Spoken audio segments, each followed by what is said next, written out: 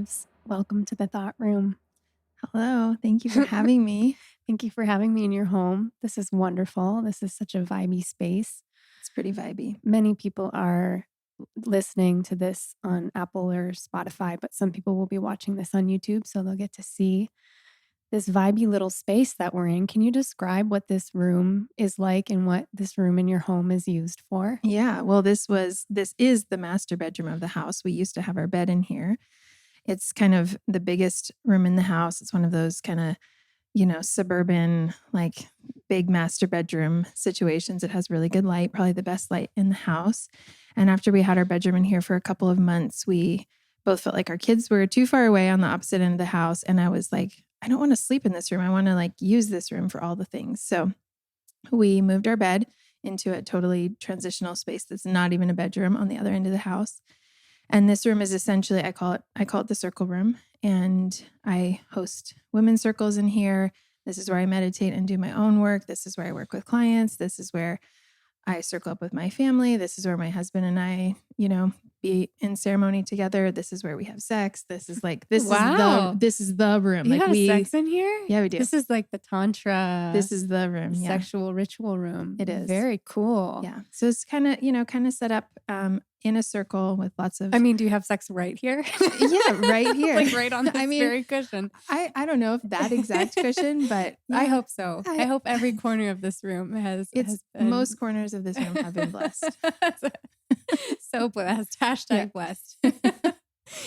Great. So that gives us a really good understanding of what this room is for. And just the visual is like, it's filled with pops of green plants. Mm-hmm. You've got Himalayan salt lamps. You've got so many musical instruments. I see a ukulele, a guitar. What kind of skin is that on that drum? That's a deer skin. I made that drum. Oh, wow. Yeah. What? Mm-hmm. Okay. It's very special. I want Maybe that I'll tell story you in the a story. second. Yeah. Deerskin drum that Mellisa made, some singing bowls here, crystal singing bowls. You've got a shruti box. Am I missing anything? There's plenty of other instruments around the house, but I think that's it in here. Wow. Yeah. So quite a musical collection. Great. Well, thank you again. Yeah, it's fun having you here. Mm-hmm. I was trying to think about where we met. I was telling you, usually I start these podcasts off by giving some context of where we met, and I don't remember. Do you remember where we met? At Callum Payton's for Thanksgiving dinner. Oh, great. Okay, yeah. Great. Awesome. And then we got to connect a little more deeply at a holiday party that you were hosting this year, and you invited me and Judd, and we just dropped into some conversation, and I was so blown away by your depth and certain parts of your story that just were naturally unfurling. I mean, the story you were sharing with me really shook me. And we were just like casually standing in the kitchen at a holiday party. And I was like, I need you to come tell your story. But the initial thing that really sparked my interest was we got into talking about technology. And I'd love to start there. Sure. With your journey with social media. Actually, before we jump into that, let's give a little context for who you are. Great. How you be, how you like to be, and what kinds of things are involved in your beingness expression in your life. Okay. Well, I'm a mom. That's, one of the foundational pieces for sure. Of how many? I have 2 children that are with me, and we'll get more into that story later. I've got a 12-year-old and an almost 5-year-old. So yeah, they keep me pretty busy. I spent many years in real estate until a handful of years ago, at which point I chose to leave and embark on the journey of supporting women in various ways. So really what I do now is, there's so many different ways it could be described. So I really just call myself a facilitator because I facilitate all different kinds of things. I'm a doula. So I help facilitate that space. I work a lot with women who are pregnant or want to be pregnant. I also just, I do trauma release work and healing work with women. I host circles and retreats and workshops, and I'm an herbalist. So, I bring a lot of that into my work as well. What else? I really love crypto. I didn't know that about you. Yeah. Oh, wow. It's kind of a newer thing, but I've always been an investor. So kind of has just evolved naturally. Sweet. Yeah. You've got so many gifts. And I'm a musician. That's the other thing you already alluded to. Both my partner and I have always been musicians. And yeah. So that's a big part of our life. Beautiful. Beautiful. So going back to the technology piece, you and I were sitting on the couch at your holiday party and we got talking about social media. And I think I was expressing my ongoing love-hate relationship with social media, the love part being loving to be engaged with community, the hate, I hate to call it hate, but the challenge being, do I really want to pour my energy into this space? Yeah. Am I bought into an illusion that this is the only way to create community nowadays? Is this the only way to be visible in my business? And I've proven to myself, no, that's not the case. Yeah. It's taken a lot of trusting in the universe and prayer and send the right people to me because I never really felt authentic or right advertising that way. And I know a lot of people in our space, coaches, healers, authors, everybody is like, how much do I need to use this? And you have an incredible story about your scaffolded journey to where you are now, which is more on the extreme side of the spectrum, I would say. Probably, yeah. So will you walk us? You'll learn that that's true about me in lots of ways. Are you an extreme person? I don't know if I'm extreme, but I'm all in. I just like, I grew up outside of the mainstream culture. And so what does that mean to you? I mean, I grew up on a farm in Northern Canada. I'm the oldest of 10 kids and I was homeschooled. So that says it all. Yeah. You know what I mean? Like I struggled to fit in, to be totally honest. And so, yeah, there's lots of things about me that are just kind of outside of the box, I guess. Yeah. For better, for worse. I think for better. Okay, I'm so glad you're here. We'll see. All right. Let's hear your renegade story about your technology journey. So I totally resonate with everything you're saying. Just the love, hate, the feeling of like, is this an illusion? In the early days of my social media use for business, it was really to promote my podcast. I used to host a podcast about birth and motherhood called Mother Birth. It's very subtle. But in those days, it felt actually pretty good to use it because it felt like I was providing value. There was like really clear value. People were really engaged. The community grew quickly. I never felt inauthentic sharing about those conversations that I was having with people. It felt natural to do so. When I stopped hosting the podcast and transitioned to it being more of a, my business being more of an extension of me personally, doing the work that I do now with women and trying to talk about that work specifically on Instagram is really all I'm talking about because that's the only social media I've really ever used. Other than Facebook back in the day. It just it always felt off. And I always, I did get clients from it and that served to reinforce that belief that I need to be here because this is how I'm getting my business. This is how I'm getting my clients. How else will I create visibility? For several years, we traveled.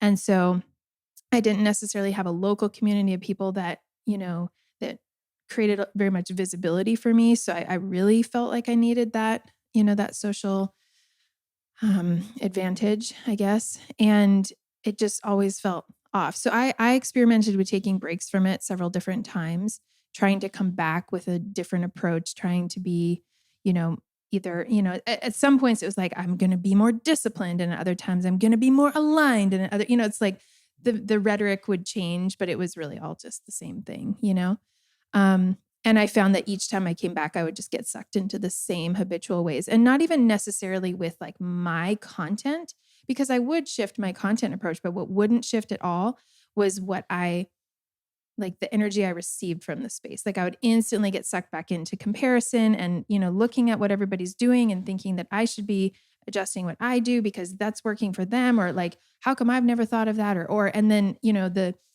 thoughts that follow that are, well, I'm never going to I'm never going Not to be, enough. I'm never going to be enough. These people have already figured this out and it's too late. And there's, they've got this, this market cornered and I'm 5 years too late, and that was the only feeling it produced What in a me. bad feeling inside your body. Terrible, terrible feeling. And then you're doing it every day. Yeah.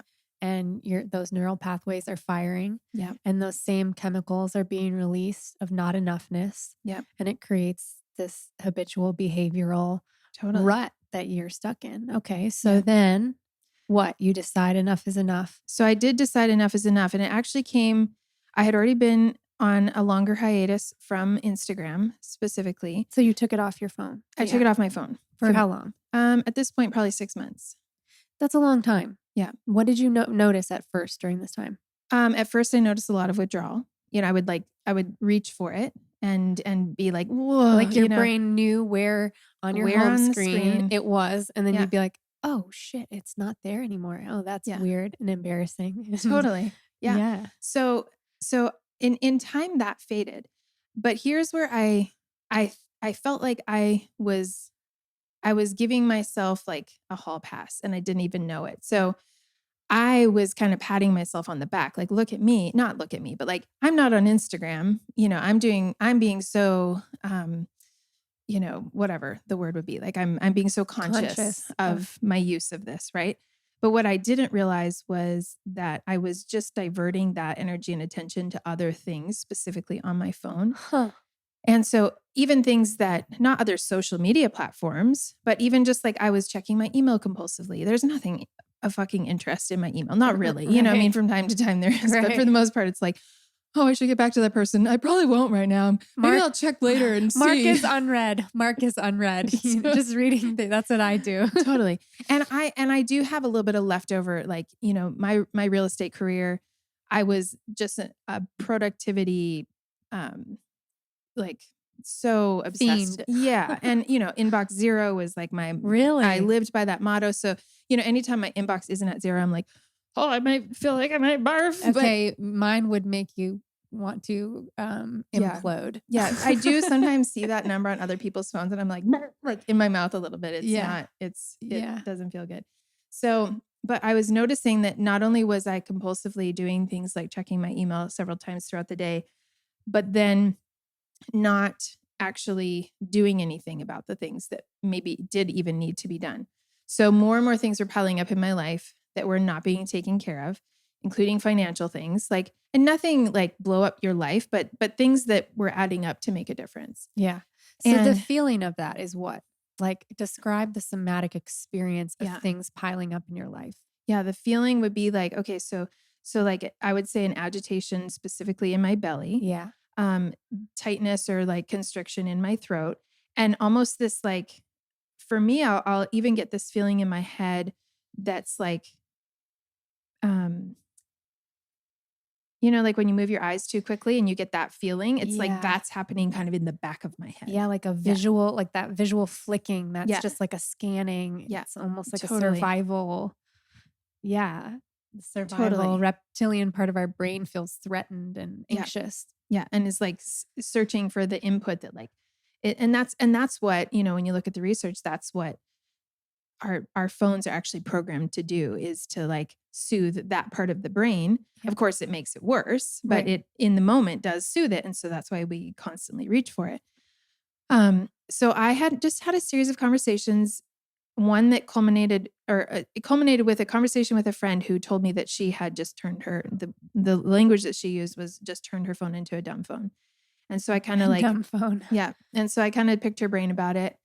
And I was just like, so there and so ready. And I like just literally went home and did it the next day. It was like, yeah, I was just so ready. And here's the thought process. And I think I already told you this, but I had this moment where I realized that I bet my capacity is 25% of what it used to be. Mm-hmm. Like if what was required of me 10 years ago when I, had a real estate career and all of those things, if what was required of me on just a regular Wednesday 10 years ago was required of me today, I would just buckle. I would not be able to handle it. Mm-hmm. And not that I want my life to look like it did 10 years ago. I've intentionally changed it so that it doesn't. But there is from time to time, situations where we do need to like, we need the capacity to rise to the challenge, to like take care of what needs to be taken care of. And I would like to be able to, if needed, you know? Right. And I just had this like, it was just an epiphany that I have, my capacity is like gone. And what have I been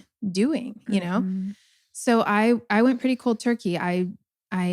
Nothing, basically I removed everything from my phone that wasn't like Apple Maps or phone, FaceTime, or text. I have the Tesla app on my phone because I have a Tesla. So, I need to be able to use that. Right. And I have Venmo Uh-huh. and nothing else. So you told me this before, but I just want to reflect this back. No web browser. There's no Like, web you browser. told me that if somebody even texts you a link, you cannot open it. I cannot open it. There's zero social media. I can't check my email. You can take photos. I can take photos. Uh-huh. Mhm. No email at all. Yep. You can get calls and I can get texts. calls and texts. Period. Mhm. It doesn't do anything else.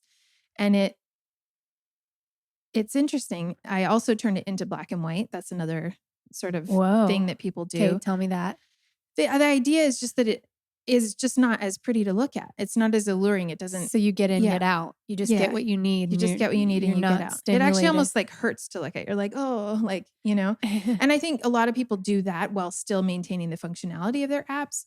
And I think some people say that it helps them to use their apps less. Because if you're on Instagram and it's black and white, it's just probably not going to command your attention for as long. Right. But I just kind of went the whole way. And I will say, I will not ever go back. You will not ever go back. I mean, that might, this comes back to the extreme thing. Like maybe that's an extreme thing to say, and maybe I'm foolish to say that. I just don't see, there has been no downside. Okay, great. There has been no downside to the choice that you made to turn up your until now. smartphone into a dumb phone. Yeah. So let's get into that a little more. Hmm. You were describing to me some of the most profound benefits that you found of making this change. Will you get into those?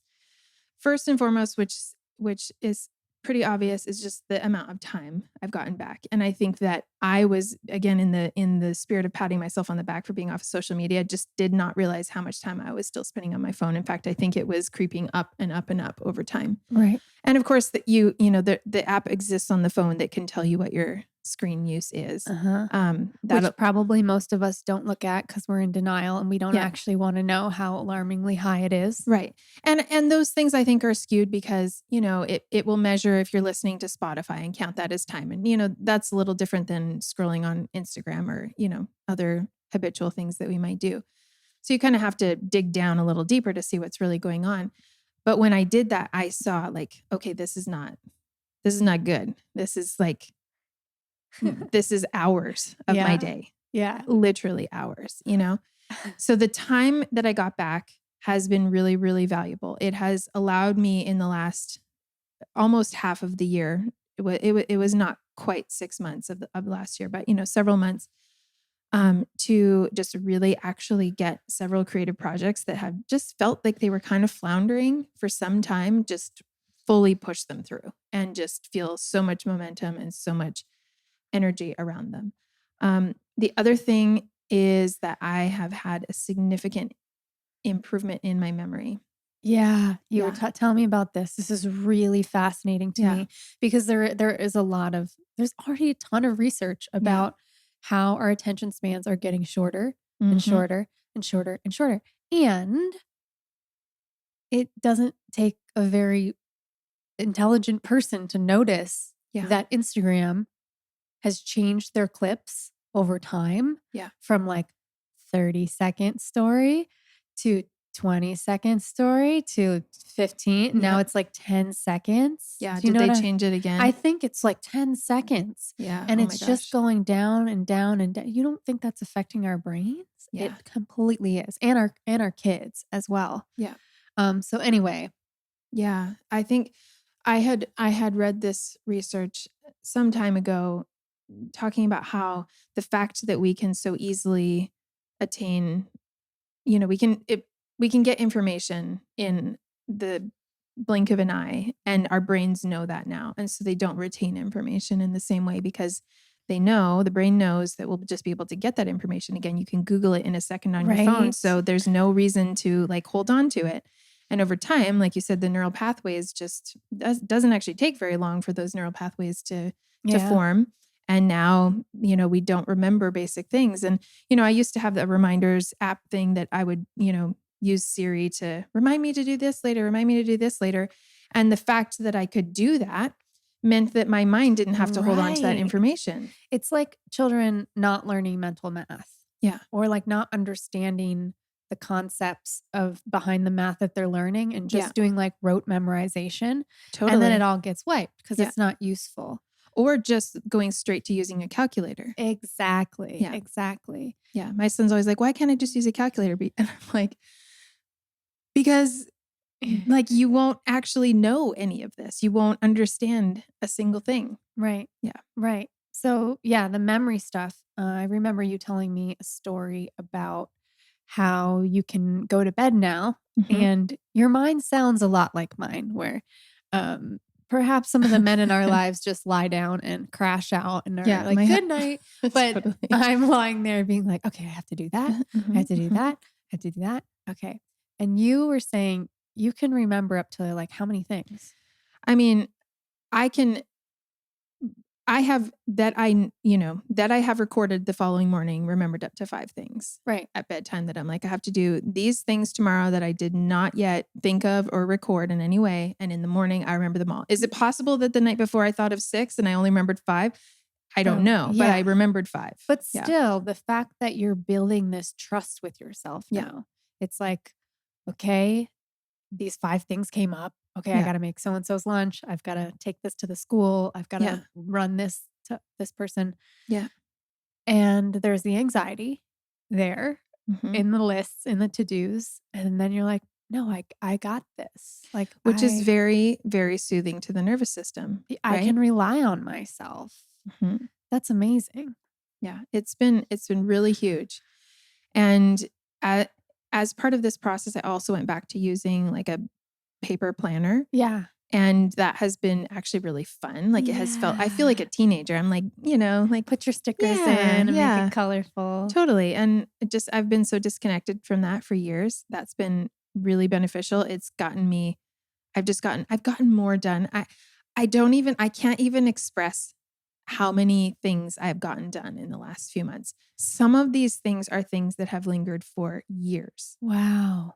Like I'm not kidding. Like 8 years. What does that feel like to get those? Like, give me an example of one. And what did that feel like to get off your plate? Okay. So an example of one is I'd been planning to move my partner and I's IRAs into a different kind of structure where we could invest in alternative assets. And this had just been in the works for forever and just like 100% in my court, like just languishing. And it is like a big undertaking, there's a lot of steps to it, but I just like suddenly had the capacity to do it and just got the whole thing done. A lot of other financial things. It's been really interesting because, and you and I talked about this really kind of in a roundabout way, but one of the things for me in the journey of the last few years of this different path I've been on in terms of working with women, I've had a hard time. I've had a hard time like accepting exchange and like really believing in the value of what I'm doing. In comparison to what I used to do that just felt so intrinsically valuable and easy to accept payment for and, all of that. So that comparison almost made it harder. As a result of that, I felt like I was slowly leaking financial sovereignty, if that makes sense. And deflecting a lot of it to my partner in a way that I'd never done in our relationship before, because I'd always been very financially both like independent and successful. And so it was just really interesting to like realize that part of the capacity I was reclaiming, as silly as it sounds to relate it to this like technology thing, it's like it was giving me the space to like take some agency back in terms of like just my own financial Yeah. independence and decision making, and just like start fucking getting shit together in my life again. And to look at where I'm at right now compared to 4 months ago, it's kind of astonishing. It sounds like this has been a powerful reclamation of your sovereignty and personal responsibility. And Yeah. I feel like that's such a massive thing right now. We can look out to the world and see a pervasive need to blame the other, Yeah. like in this cultural sense. And our our hurt, our trauma is like, you did this to me. Yeah. You are doing this. You're a bad person. Let's cancel you. Mm-hmm. And obviously, that's not what was going on in your relationship, but there's like these subtle textures of, I'm overwhelmed. I'm at capacity. You need to step in Yeah. and do this. Some truth in that, but also, okay, well, am I taking responsibility Yeah. for the overwhelm? Yeah. Right? And for my part in this, Exactly. I recently did a course that one of the women that has been a teacher to me. Her name is Kimberly Johnson. She offers this course on money and the nervous system, and it was Cool. really profound for me to go through it and realize that there are a lot of ways I blame my partner for any financial Wow. struggle or lack of having it all togetherness. I've really put that on him and taken this mantle of like, I'm good with money. And this process of recognizing the ways that I am not good with money was really, really challenging for me to get to that point. And here's the really cool thing is that in that acknowledgement and in the releasing him from like, this is your fault. Like any bad aspect of our financial journey has been on your shoulders. Releasing him from that has allowed us to finally move into financial conversations that are uncharged, actually productive, and we've moved the needle in ways that in 10 years there was no movement. Wow, that sounds like some incredibly deep shadow work on your part. Like, Well, my mind's going, what happened in childhood yeah. where Mellisa needed to keep herself safe, and anybody who wasn't keeping her safe, there was someone that didn't keep you safe or something like that. Well, I definitely had lots of unsafety in my childhood for sure. And both financially and in plenty of other ways. I actually think specifically related to the financial piece, I grew up not in poverty, but we definitely didn't have a lot. And we also lived, like I mentioned earlier, just really outside of mainstream culture. So we also just didn't have a lot of the things that other people had. Even if we did have money for them, that's not what my parents would have, allocated resources to. Yeah. And my mom was actually really diligent about teaching us to save money, to the point that I think a lot of us feel I always thought that was a really good thing until recently I realized it actually produced this scarcity mindset in me that, I need to hold on to and hoard what I have because I won't have enough in the future. And I definitely can't share it or, think or take very risky, steps in terms of investing because I can't lose what I have. I've worked so hard to save this. Right. And that has been really interesting unpacking. Yeah, there's so much nuance in that, and I definitely agree with you. I'm always riding that edge of how much to save, how much to invest, how much to trust my own ability to just continually create income and to be creative in wild and wonderful ways. The jobs that we have are not typical. So it's not like we have a 9 to 5 and there's an hourly rate coming in. It's based off of creation. It's based off of alignment and listening and risk and listening to the soul and saying, okay, this is what wants to come forward. All right. I hope this is valuable. I hope people need this. I'm going to do my best to be in integrity to offer this thing. I'm going to be honest about how much this time and service is taking me. And there's just so many subtle energetics to it. But I love what you said about the savings, because in the teachings of Abraham and Esther Hicks, they get into this a little bit. It's like, what is the energy around your savings account? Is the energy around your savings account bringing you that feeling of like, I'm putting like $50 a month or a week or whatever in, and it's like, oh, that brings me expansion in my heart because I know I'm being diligent. There's a little bit going in Yeah. and it's there versus someone else's savings accounts like there's not enough in there. Mm-hmm. Oh, I just had to dip into my Yeah. savings. That's what it's there for. It's your Totally. safety net, Yeah. And so, yes, just watching like what are the thoughts Yeah. surrounding our investments, our bank accounts, Yeah. our spending even. Well, and interestingly, like you just said, to compare those two reactions or feelings to looking at a savings account, the amount could be proportionately the same, in both of those cases. And it's funny to think about. I mean, there have been times in my life where the same amount of money has felt really safe and enough and good and like, you know, nourishing to my life. And another point in time, that same amount of money just feels like fuck. I feel like part of being financially prosperous is really getting comfortable with the risk and being uncomfortable. Mm-hmm. And um, I work with someone and we've been working together for over a year. And now I've brought her on as a member of my team. So she's really getting to see the behind the scenes and the numbers. And she's also working through her own prosperity, abundance, scarcity, balance as she steps into what her offering is going to be for the world. And it's been so fun in real time to share with her my journey. She gets to see the fluctuations Yeah. in the bank accounts. And I let her know, you know, 3, 4 years ago, I was exactly where you are. I was living in the same city. I was hustling in the same way. And I was living off like not even $100 a week. I was trying to make it work.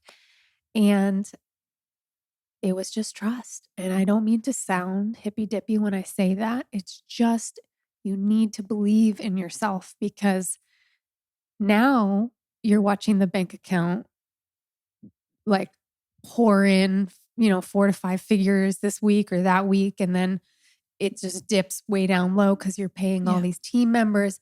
And I said, look, it's the same thing. Yeah. I'm still trusting. Yeah. It's all the same. It's just getting comfortable at different levels of risk. Yeah. Yeah. Yeah. And that journey for most people is, and I think probably should be incremental, like you watch basketball stars make millions and whatever, however much money they make, and they're all bankrupt in 5 years because they went from nothing to Right. that, Or right? people winning the lottery Yeah, because winning they the don't know lottery. how to manage it. Totally. Yeah. So we're sort of given what we can handle. And that I think, I think that way, like, and I believe this about everything, when I work with women and we're working on stuff around the nervous system, I'm like, we're not looking for some massive, massive thing to happen. We're looking for Right.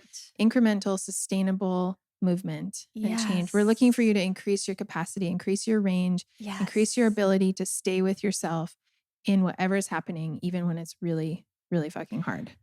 Okay. I'm so excited about this. And the question that's coming up is there's people listening who want to increase their rate of prosperity of where they're at. And I feel like posing this question: what do I need to do in order to support my nervous system to receive more abundance and to expand my capacity?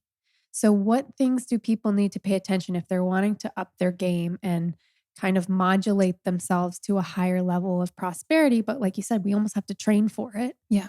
What can people do practically? Yeah. Or do you have resources? Well, I think that just what we were just talking about is so important. The increments, the like learning to be diligent with what you have. And that's why I think the example you gave of someone like putting $50 into savings, which might just seem like it would never make a dent. It's like even less about the dollar amount as it is the practice of doing something like that. For another person, that might be the worst thing for them to do. That might just be like a really safe, habitual thing that they actually need to stop doing that. Right. So I think it takes a lot of discernment and a lot of intuition to be like, okay, I think the most important thing to start with is really taking inventory and getting really fucking honest with yourself, because I think most of us have stories about money, and this isn't just about money. Any kind of like value or exchange in our lives, that could be relational, it could be professional, and many of those things relate to money, but sometimes they don't. We're mostly not being honest with ourselves. And I feel like every stage of my life where I'm catapulted into a new layer of growth is when there's something that I finally am willing to look at in myself that I have been blind to. Right. And in this thing that we're talking about, it was recognizing and being willing to acknowledge the ways that I have actually sabotaged myself financially, instead of continually putting that on my partner. So that inventory, I think, is the essential starting point. And then somatically, I think that there is a lot of, there's a lot of value to, one of the things, I won't say too much about the course in case anybody were to take it. I don't want to, give away her process. My friend Kimberly Johnson, she has the course on money and the nervous system. We can put a link to that. Yeah. All of her work is really great, and she does a lot of work around the nervous system. But one of the things that she has people do is like actually just log in and look at their bank account and just be with what comes up, right? Yeah. So like look at your savings, like you said, look at your checking, look at your credit card. So this is actually what she says. She says, log into the account that holds the most charge for you, right? And so that probably is a bank account that is your either, debt. it's either like somewhere where money needs to come out of, that there isn't money, or your debt. And so this is, this would be a principle of the nervous system that would apply to anything. And how it applies to this is like, okay, can you log in there and even momentarily bypass your habitual way of like, one thing I noticed that I used to do is my credit card's login is connected to a couple of my other accounts. So I would log in. I knew where on the screen that number would come up. So I knew as it logged in to avert my eyes to somewhere else on the screen, and then to instantly click somewhere else that would remove the view that had that credit card. Wait, you were doing this consciously or unconsciously? I mean, a mix of both, Wow. right? Obviously it's conscious enough that I'm choosing to do it, but I'm kind of like halfway unconscious as well. That's a massive denial. And that's what I'm saying. It's like the inventory takes much more honesty than most of us are actually ready or comfortable for. I have had this experience too throughout the years because, my financial situation has completely overturned in the last couple of years. And, there were many years in the last 5 years that my income was close to nothing, like truly and deeply. And, things have really shifted. And I remember in that like awkward adolescent phase of like, it's like the puberty financial phase where I was like, oh, there's still a lot of debt, but there's some stuff coming in, but I don't know how to manage all of this. Really encouraging myself to do what we're talking about here and pulling up all the bank accounts. Yeah. And being like, all right, well, I hate spreadsheets. Let me do a spreadsheet. Yeah. And let me just like put things into little boxes. Let me see how much is going out. I was afraid. I was like, oh, this is going to be so much.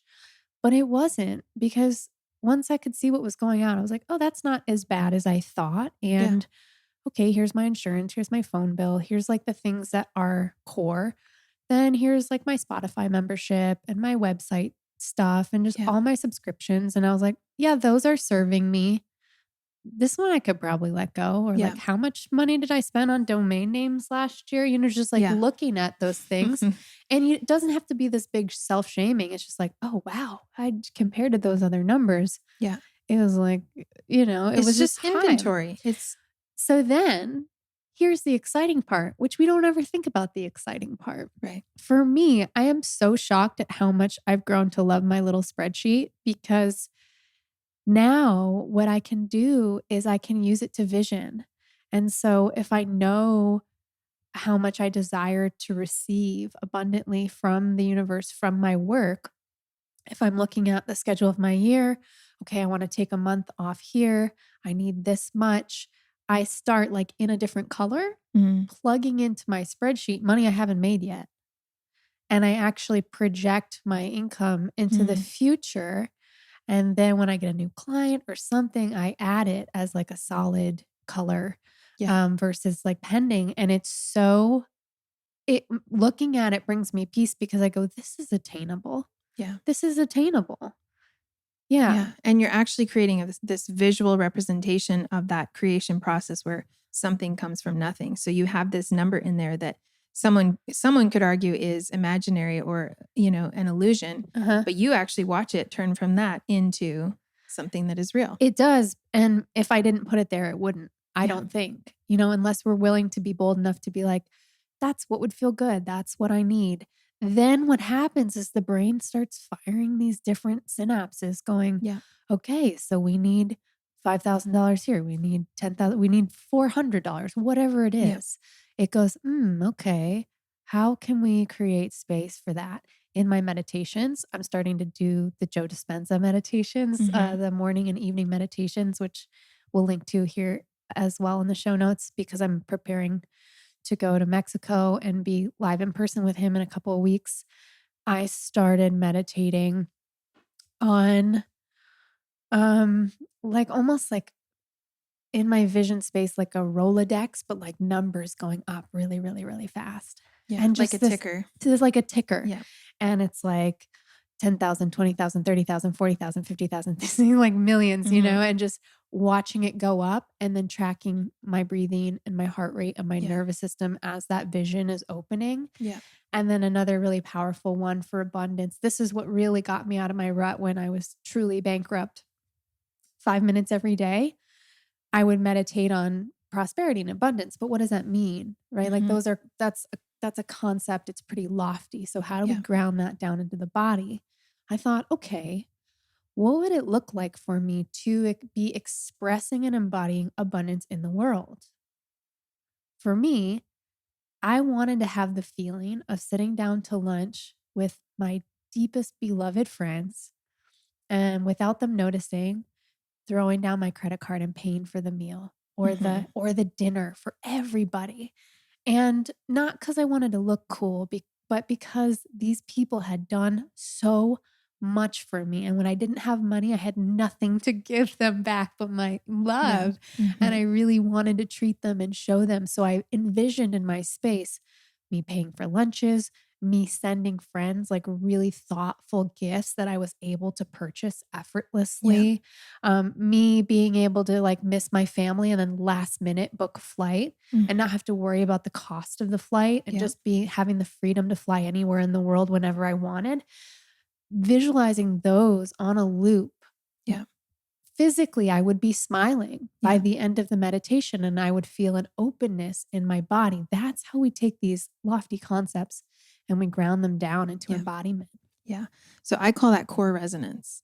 And I do a lot of work with my clients around transforming core dissonance to core resonance. And I believe that on the nervous system level, again, this is the range we're looking for, right? We're looking to increase the range of our capacity to hold the resonance and to be with it, even if it's like feels unfamiliar and out of reach, and also the dissonance. So like the dissonance would be pulling up that credit card statement that's just like feels like rocks in your stomach, right? Like you have diarrhea. It's so bad. Yeah. But gosh.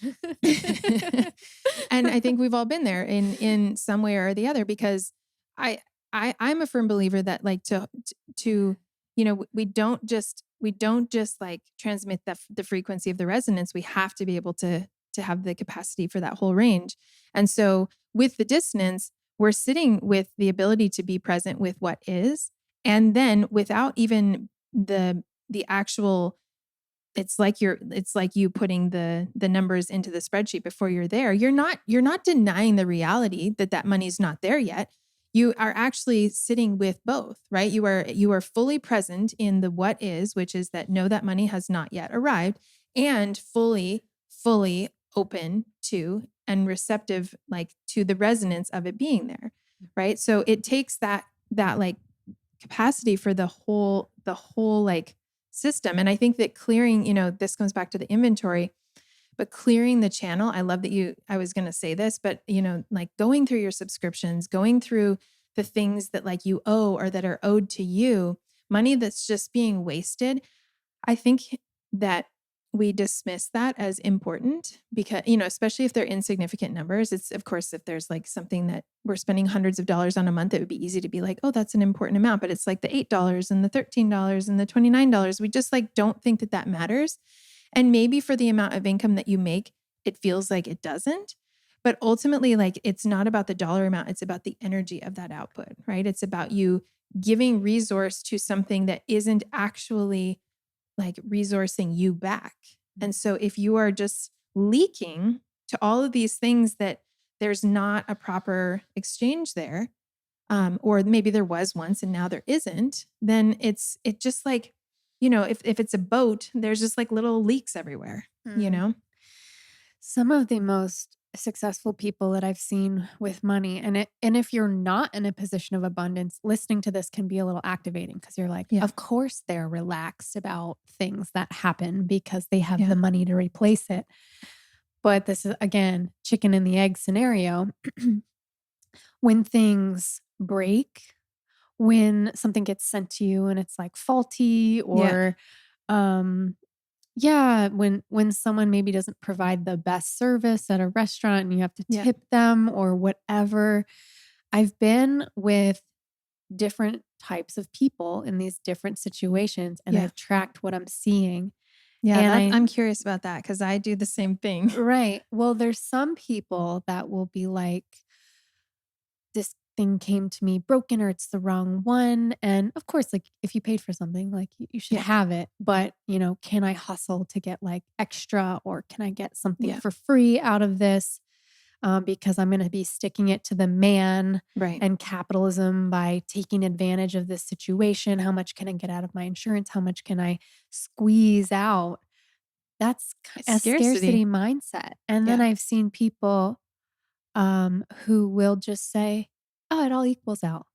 It all equal. And like, that's their simple answer is, I just charge it to the game. I've heard people say it like, well, charge it to the game of life. That's just a cost of, and it's worth more to them to mentally let go and provide themselves with the gift of freedom than it is to cling onto the scarcity. Yeah. Well, and that's the key. The key is the letting go. So whether there's something that actually needs to be financially resolved in your life, like some agreement or something that actually needs resolution, or the layer beneath that is just actually surrendering it and letting it go. Either way, they're both the same thing. And it has to that has to happen for there to be like a clear channel, Yes.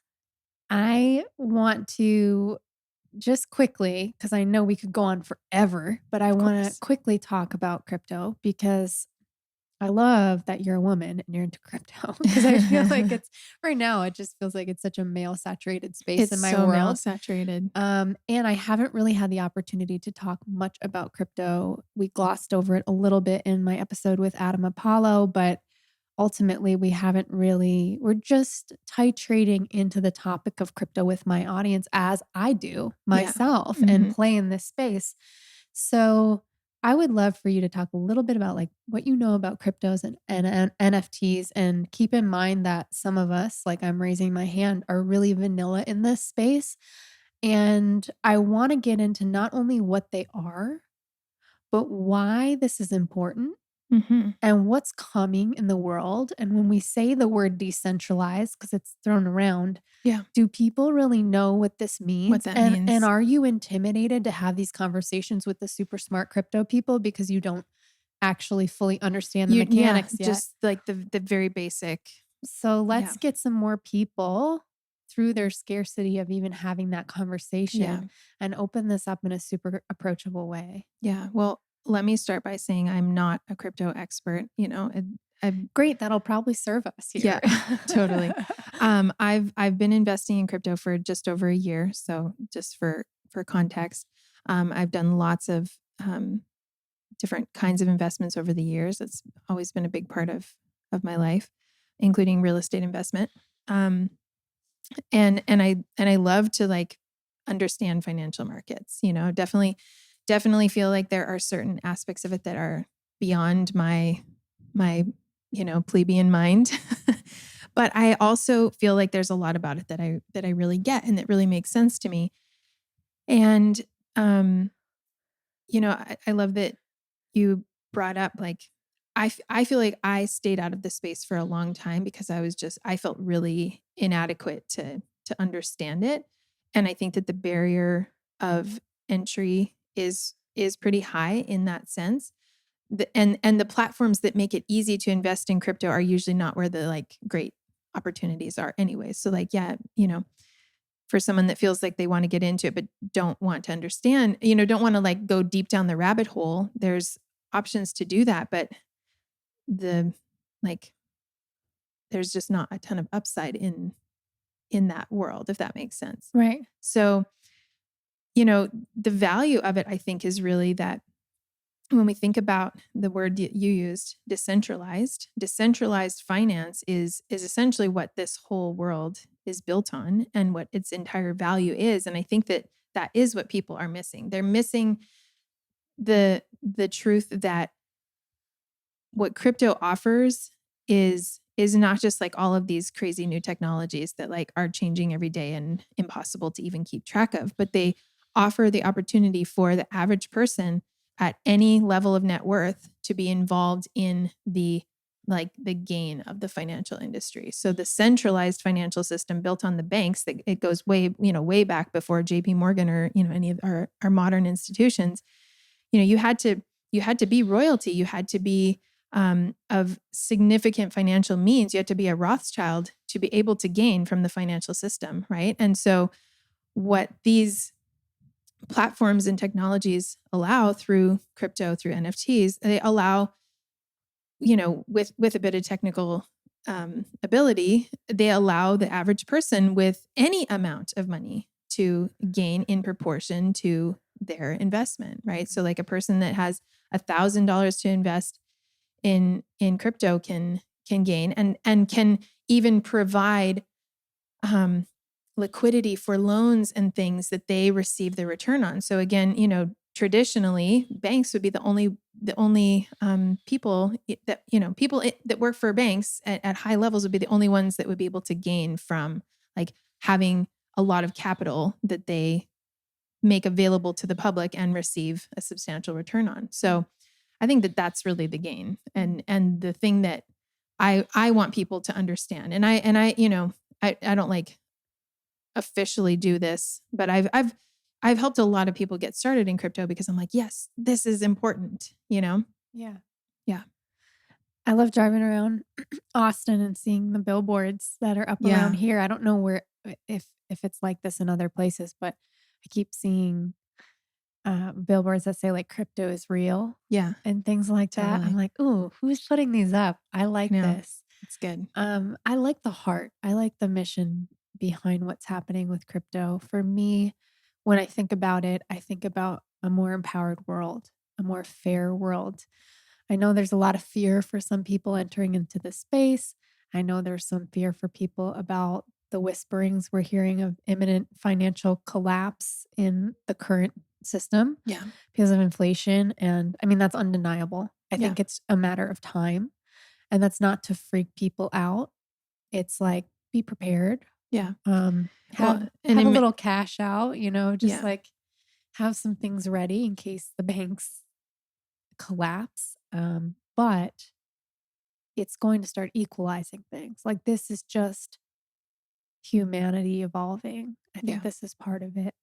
Well, when you shift enough, when you reallocate to the extent that we have, I mean, the centralized banks are still hold a big piece of the pie, but things are shifting so rapidly in terms of where even very traditional quote unquote investors are allocating their clients' money has shifted so much that it will both contribute to the decline and collapse of that system, and also be a hedge against it, Yeah. you know? Yeah. And can you very briefly, just like in a few minutes, and then I want to switch gears to your other Yeah, we piece have of the so many, story. so many pieces. Can you just give us a layman's term definition of your understanding of NFTs? Mhm. Yeah, and I'm even newer to the NFT space because they really came into being during this, for the most part, in terms of the wider spread understanding and narrative in the last handful of months. And I like to understand things before I get involved, and I am still in the process of I understanding. think that's a good habit. Yeah, yeah. So even in just the last few weeks, I've been getting a lot more involved in NFTs. So an NFT stands for non-fungible token. And so something that's fungible is duplicatable or equal in value to something else. So like a $5 bill, two $5 bills right next to each other are of equal value.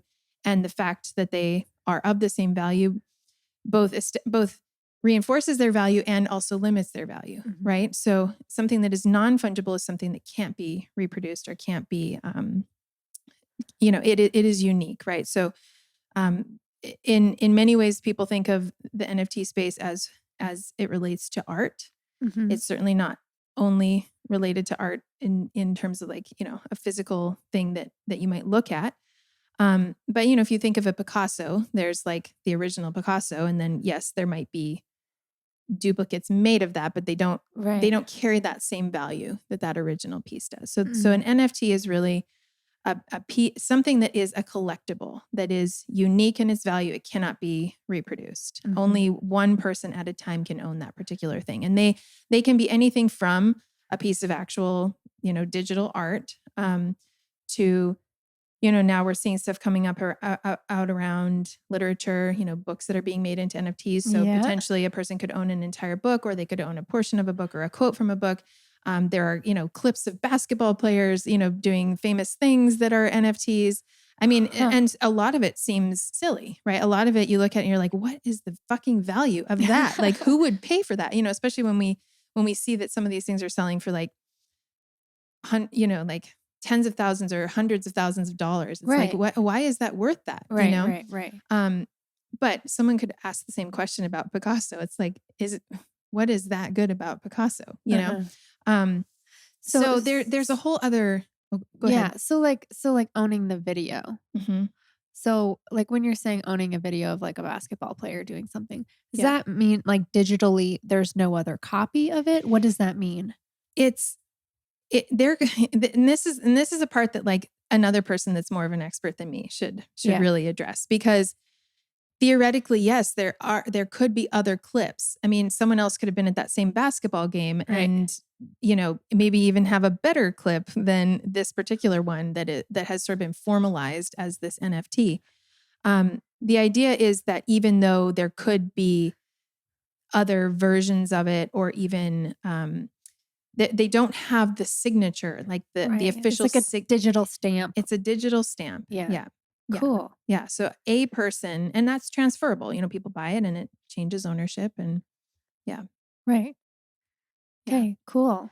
Definitely have someone else that knows more about NFTs on the show to be even better at talking about it. We will. And if there's, thank you for that intro to all of this. And if there's somebody listening that's like, I know the perfect person to guest on the show about this. A lot of the NFTs that are emerging are around the gaming space. Yeah. So, and that to me feels like where I started getting on board, because that has a lot more utility and makes a lot more sense. That something that you're collecting is a character in a game, or you know what I mean? Like some way that interacting with some kind of interface creates value for this collectible, as opposed to just like, does it look good? Right. Okay. So like that might be like a certain avatar or like a certain weapon in a certain game that's like one of a kind. Yep. Exactly. Okay, cool. Yeah.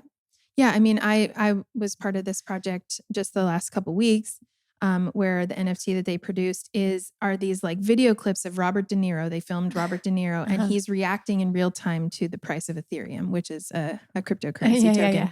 So, there's like creative stuff happening that it's like, on one hand, you're like, what really is the value of that? But then it's also like kind of like culturally iconic, Yeah. So it's like There's a lot of creativity coming yeah, out of this. And I totally. like that. I think creativity is going to cure the world. Yeah. Hope so. Awesome. Okay. I'm going to take us on a little bit of a hard left turn here. Yeah. Now we're going into territory I can really speak authoritatively about. I think you spoke authoritatively on everything that we just spoke about, but taking us back to your holiday party Yeah. and standing in the kitchen. I can't remember exactly how our conversation got started, but I think it was around your spiritual journey and your religious journey. And then you ended up sharing a super raw and personal story with me. And if you're willing, I want to invite you back into that space and to take us wherever you feel is relevant in that spectrum of your religious story and being with the church and you're coming away from it and all that was involved in that. And then I would call it your journey back to God, but I don't know what you would call it. And I'd love to hear you share that with us. Yeah, totally. I don't have a title for it. And if I did, it would probably change from, season to season or even moment to moment. In the context, actually thinking about, I think when we were having that conversation, it started, it did start talking about, or we were talking about the sort of connection to the divine. Yeah. And at the point at which that had been disconnected for me and how it kind of came back into being. Right. Because I think I was sharing that like I've had a hard year connecting to the divine. And I think I shared with you, I've had some moments where I was really angry at God.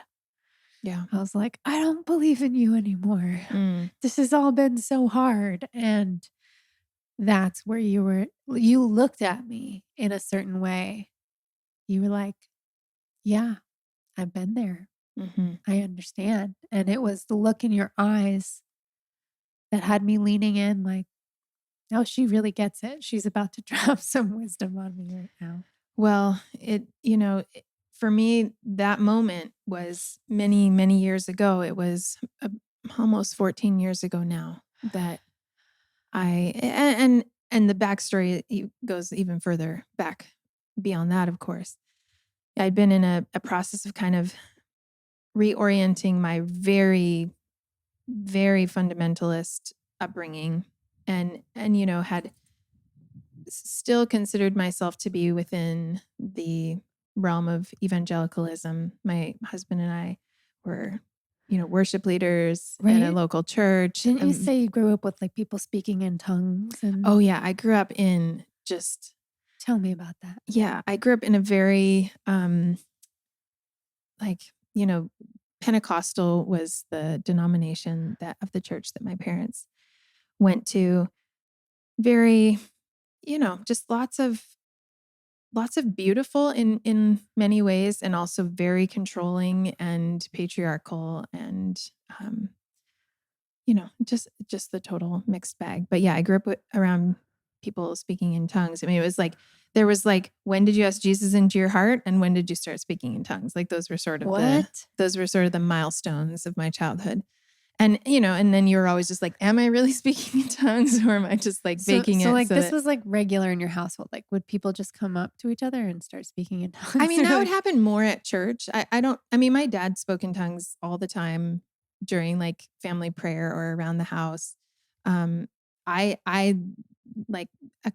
learned to do that as well, but it happened more like in, does this still happen for you? Is this something that you can open yourself to, or? I don't, not in the same way. I definitely have other ways of that I would say is like sort of the same energy or like expression happen, but it doesn't sound the same. Right. Yeah. So in the context of that particular culture and denomination, the idea of speaking in tongues is like, how is that understood within that culture? Yeah. So speaking in tongues would mean that you had sort of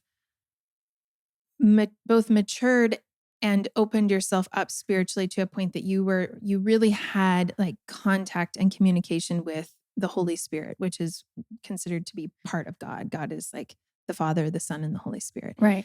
And that is a, that transcends all the different denominations of evangelicalism, but within the charismatic or Pentecostal denomination, that connection with the Holy Spirit would result in these gifts of Pentecost, which are described in the Bible as, prophesying, healing the sick, speaking in tongues, all of these very demonstrative, visible kinds of things, right? It's less of you're certainly encouraged to also have an inward, private relationship with God, but the fruit should really be visible kind of thing. Huh. Yeah. That's really fascinating. Yeah, to it's me. pretty fascinating. So is this like the kind of like walking up to people and putting your hand on their forehead and like, yeah, be healed? The power of Christ compels you. Yeah. Yes. Okay, cool. Oh yeah, totally. And then I went to college at a place that was like even more out there. Like, it was a ministry You were training. really dipped into this. Oh, I was so dipped in. I was like, fully saturated. Okay. So, the kinds of things like, I went to college, but let's And clarify. now you're having sex rituals in your yeah, it's in your circle room. Of a type. It's of a type. Let me clarify what I mean by college when I say college, because it was a ministry training school, a 3-year program where basically we learned to be like pastors or evangelists or, like. Wow, you went there. Yeah, I went there. That's where I went. Wow. And so like a standard day was like all the crazy stuff we got up to at school, but then like, you were supposed to like go to the mall or go to the coffee shop and like cast demons out of people or, I'm not kidding. Like it was just So you're just at Starbucks. You're just at Starbucks and you're supposed to like, and don't get me wrong. I'm not making fun of it. Yeah, I know. Super fascinated in this. I don't think you're making fun of it, and it would be okay if you did. But there was just this like, I experienced it both as very natural and also contrived. Like, did it feel experienced invasive both to you to do that with other people? So when I say it was both natural and contrived, I mean that there were times where it felt truly intuitively or like spiritually inspired. And there were moments that were like, I can still look at and be like, that was the real thing. Yes. And then there were other moments where it was like, you just knew you were supposed to be doing a thing and you were pushing yourself. Like I walked up to this woman at like a Taco Bell or something one time, this older Hutterite woman. Hutterite is like a kind of Mennonite in Canada. So they, they wear these shawls and these like floor-length robes and very, don't make eye contact with any woman or with anyone. And I just had this deep, deep knowing that I needed to walk up to this Hutterite woman and tell her that she was beautiful and that God loved her. And I'm going to like cry just talking about it because I was like, no, I should not do that. Like she would be mortified. Like they're not even supposed to think that they're beautiful. They're supposed to like have place no value on their physical appearance. So like to do that would be so inappropriate. And I just like knew I had to. And so I walked up to her and I said that to her and she just like began weeping, like just weeping. And so like things like that, it's like, I know that was divinely inspired and that was like real. You know? We all have those moments. Yeah. We all have those moments, whatever label you want to put on it. Totally. Okay. So when did you, can you tell me a time that you felt that it was contrived where you felt like you were forcing this a little bit because you were told to do it? Yeah. So the energy wasn't right. Yeah. There was this this girl that I was like basically mentored and, I was like supposed to get together with her however often. I don't remember exactly how often it was. She lived on the streets, in the time that I knew her, probably like overdosed 3 or 4 times, was like pregnant and miscarried or had an abortion several times. Like very was this like a big brother, big sister sort of situation? No, it was just like a personal, like I met her on the street one day when we were out evangelizing and she was like the person that I felt I was supposed to like take under my wing. Okay. But then it became this thing where like the system or the school had all these requirements of me because it was like an assignment essentially. And so what You were initially being started as graded. this connection Yeah. became this thing that felt really, really forced. And then there were also times where she was like in a place in her life where I knew I knew I couldn't support her. I knew I didn't like know how to help someone that was Yeah. like overdosing on heroin. Like she should be getting help from not me, from somebody else that like knows how to, Right. you know. Yeah. And of course there were other things like, that we helped connect her with. But there were just times where I felt so in over my head and like I was being forced to Yeah. to be in this relationship that sometimes actually felt unsafe. There were a couple times I met her. We always met in a public place. But there were a couple times we were in a public place where like other people approached us that she knew, and it was like an unsafe situation, Right. and I didn't feel like I had the ability to be like, I'm not going to meet with that person anymore, Mm-hmm. Yeah. Yeah. Do you ever feel like she could sense the energy from you of the assignment piece? Like, I'm here because. It's possible. I feel like there were a lot of really beautiful things about our relationship and connection. And I think that she knew I really cared about her and I Yeah. really did care about her. Yeah. I think that she also knew that I was in over my head, Yeah. and I think she probably, like many people in her situation, were just waiting for the moment to come where like I bailed, Yeah. and Yeah. I think that would be a common feeling. Yeah. Yeah. The reason I'm asking is because like I've definitely had moments in my life where I said a thing and the moment it left my mouth, I felt the contraction inside my body like, Yeah. oh gosh, that was not the thing. Yeah. That was performative. Where did that come Yeah. from? Oh, totally. Why did you say that? That feels viscerally wrong. And so Yeah. that's the energetics that I'm looking at, I'm scanning at with all of these things. Like Yeah. I don't care what people are or what they want to be or how they want to label themselves. What I want is for people to maintain free will. And the Mhm. moments wherein I get that sinking feeling in my gut is when I feel like I've tried to manipulate or influence somebody else's free will and I can feel it. Yeah. I'm like, "Ooh, I was steering a little bit hard there." Yeah. And that's where some of my resistances in some of my experiences with organized religions lie, just even Yeah. like in Central Park in New York walking along and um, I'm all for having a conversation, but the moment someone starts guilting and shaming me, Yeah. that's not okay with me. And Yeah. I'll walk away. I'll remain curious about Yeah. anything. I'm open, but I'm not going to be Yeah. influenced by anything other than the light in my heart that is alive, that is Yeah. connected to that thing that is greater than me. Yeah. Well, I would have been that person in Central Park that would have approached you.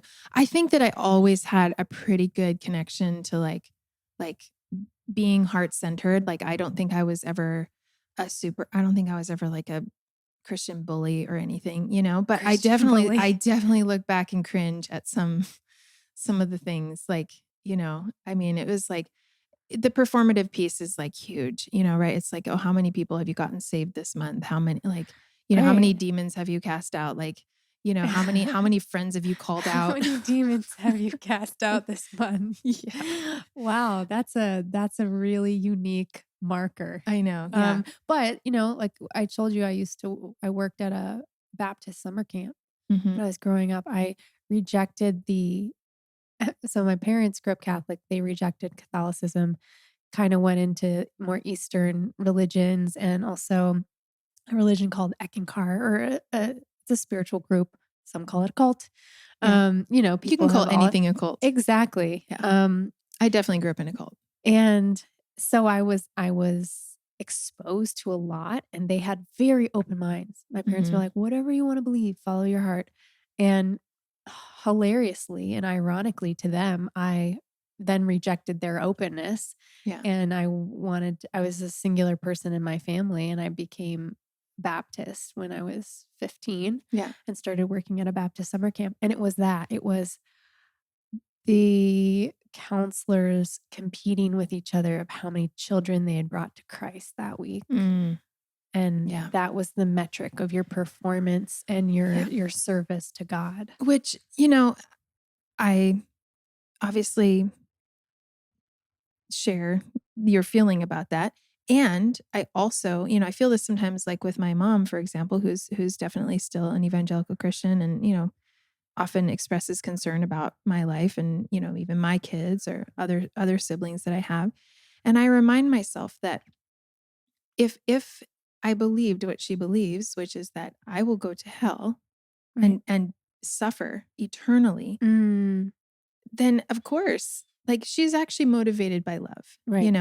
And I'm not saying that all those camp counselors No, were it's true. motivated by love, but like I think that if you really do believe that that is true, you better fucking be like keeping a scorecard. Like you better be getting as many people in the Yeah. door as you can, Yeah. Yeah. That makes sense. Yeah. And so Yeah. it gives me so much grace, not, just I still have so many people like that in my life and I really get it. And um I think it's really unfortunate that the message of Christ has been so distorted. But I also I really do get it. Yeah. I love that. Thank you for bringing that piece in. Yeah. So, going back to your childhood, Yeah. speaking in tongues, growing up in Yeah. that world, this is the big beginning of your spiritual journey. Yeah, this is the foundation of my spiritual journey. And then I met my partner. We met out in Europe, and he was always much more of a mystic. He actually didn't grow up religious. He became a Christian in high school, but just he was just a lot more mystical, Yeah. and open to different paths and ideas. I was actually really threatened, even though I loved him and was so compelled by him. I was kind of threatened by his spiritual openness because it just seemed dangerous, Right. I mean, we were really taught growing up that there's one way, and even the Catholics and the Baptists were the Yeah. Catholics were for sure out. The Baptists would probably be in, but they're going to get some, I don't know, some shanty town in heaven. You know, Wow. I mean, it was It's that yeah, for sure. divided. For sure. Huh.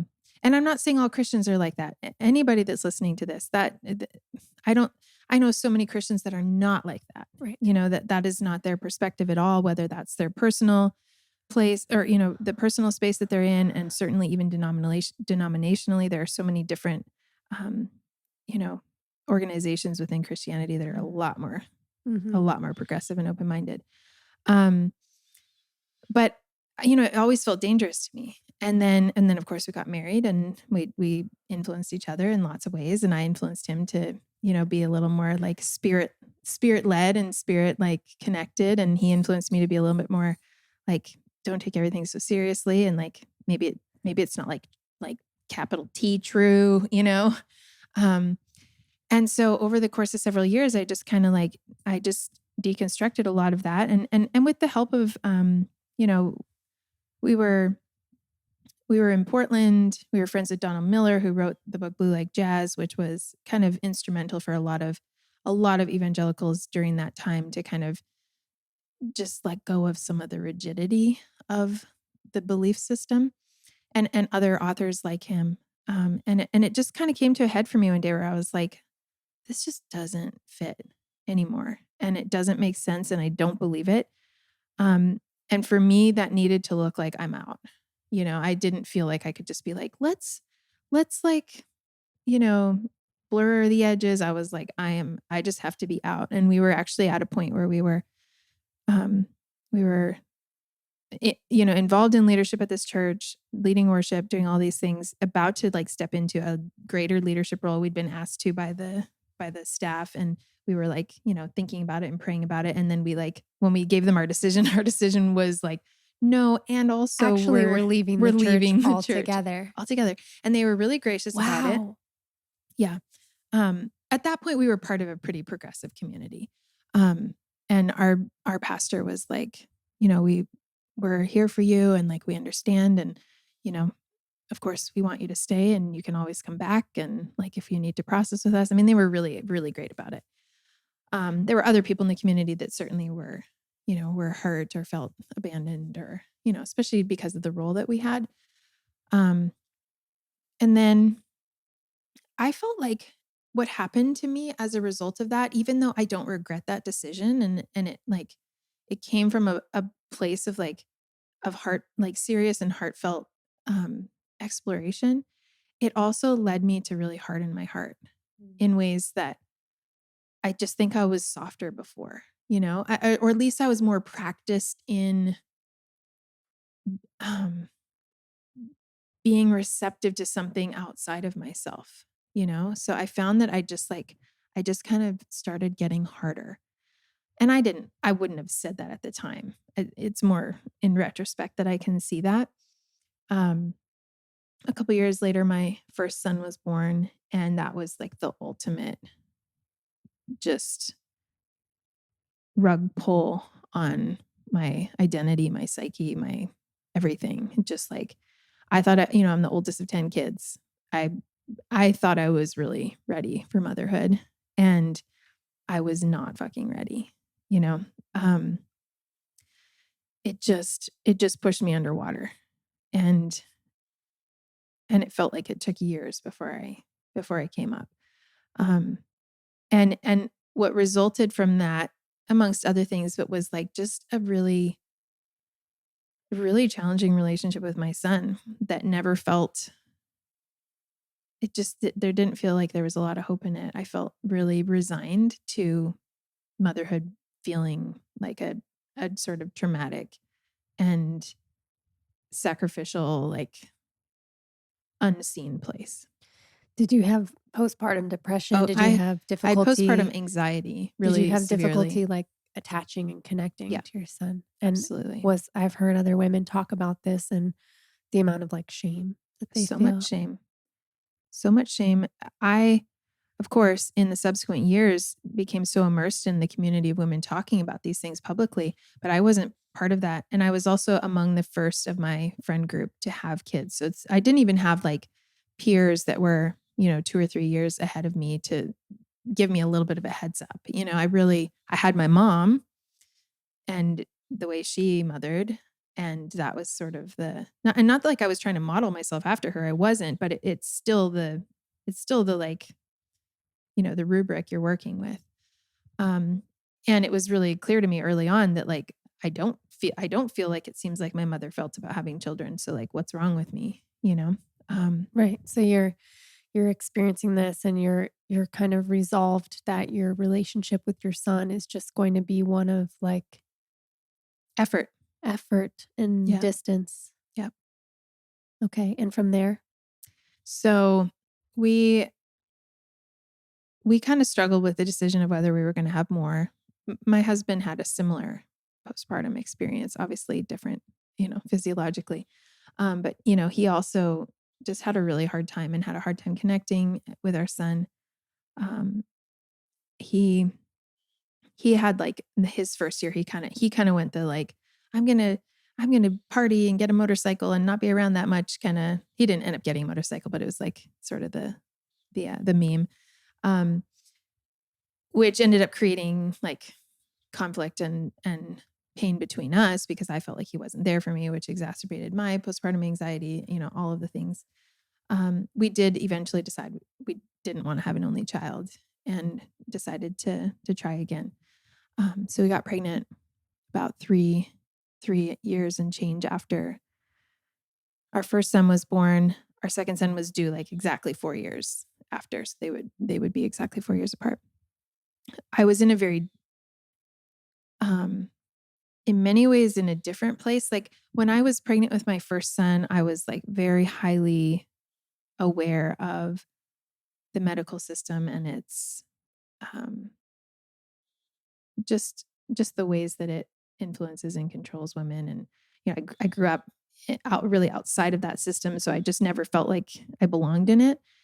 Um, but by the time my second son was born, or when I was pregnant with him, I was really like, no, we're full out. Like, so I was planning a, a birth at a birth center. I had just a really low key midwife, like didn't really have any tests or anything. During That's not true. I still had like an ultrasound and a pretty low key pregnancy. Um, Healthy. Everything was great. And my relationship with my oldest son was actually at its worst during my pregnancy. And I think that was probably like partly developmental on his part. He knows that things are shifting, and that's often a challenging time for he was 3.5 at the time. I think there was some level of increasing anxiety in me as I approached that time again, even though I was really doing a lot to try to work with that anxiety. I just didn't really have very good tools back then, to be honest. Like I knew enough to know that I was anxious and that I didn't want to be, but that was like kind of the extent of what I was working with, so he and I were just like, it was bad between us. And at the same time, I'm having this like really beautiful connected experience with my baby, and feeling the contradiction of that, like so much guilt.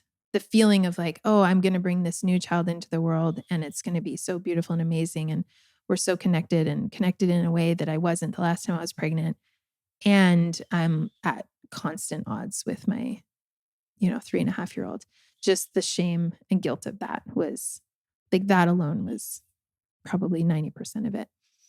And so this is like, the reason the story leads to this point, which will be obvious, but it's because this was really the moment where my spiritual journey kind of reactivated. And of course it was present the entire time. I wasn't really aware of it.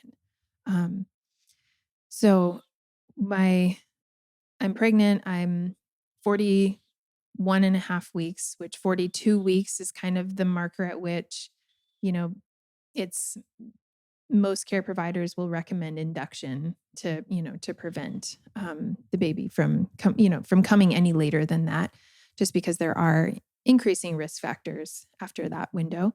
My midwife was like really chill about it, but recommending that we definitely try to get things going so that I didn't end up with a hospital induction, because I wanted to birth outside of the hospital.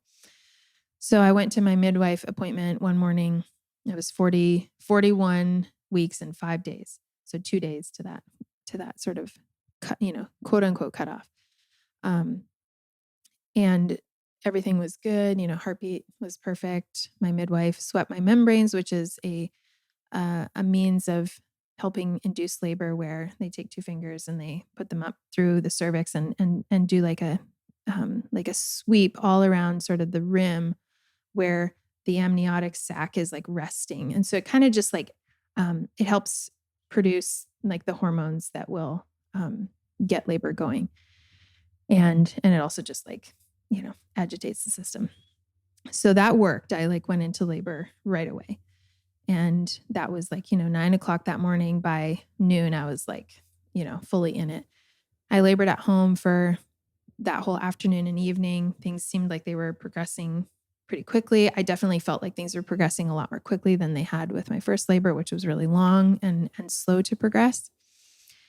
So around midnight that night, we were like, okay, I was like, my marker is always like, when I cannot imagine being in the car, it's time to go. Like, it's horrible to be in a car when you're in labor, just trying to like stay seated. It's like impossible.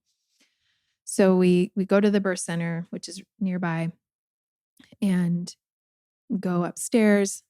Midwife pulls out the Doppler to check the heartbeat. And she's, kind of moving it around, not hearing anything. I'm in labor, so I don't fucking care. Like, I'm not even paying attention to what she's doing. I'm like, please get away from me. And she's like, oh, that's, I can't find the heartbeat. Will you come lay on the bed? Cause I was bending over the back of a chair. She was like, well, just come lay on the bed. We just got to get you into a different position. So I go lay on the bed. She checks again. She still can't find the heartbeat. She's like, this is just so strange. So she does a vaginal exam where she again puts her fingers up through my cervix and does like scalp stimulation on the baby, because sometimes they just need a little like, just to get them to move, or, like in some way, so that we can get the heartbeat. Because sometimes it's a positioning thing. And so it was like right after she did that, she checked again, still couldn't find a heartbeat. And then it was like everything just, it was like chill until that moment. And then it just all switched. And she's like, we're leaving now, get the car. The hospital was right around the corner. I'm still just like, I'm just in lizard brain. Like, they're like trying to get me back down the stairs and I'm like, fuck off, like stop touching my elbow, like I do not grasp what is happening. And to the extent that, because on some level, of course, I'm aware of the details as they're unfolding, but I'm still just, the only part of me that's tracking is making the assumption that like, oh, there's just something wrong with the equipment here. And even the midwife, of course, she's like, she knows that this is serious, but she's also like, maybe it's the equipment. Like, let's, we have to go to the hospital to make sure, So we rip around the corner to the hospital. It's like 2 minutes away. We go in and it's just this comedy of errors. Like their ultrasound machine doesn't work. Like one of the nurses like doesn't want to go to the other floor to get the other one. The whole thing takes several minutes and they're just like bumbling around. They finally get an ultrasound machine and, and I'm laying on this bed in just like a hallway basically.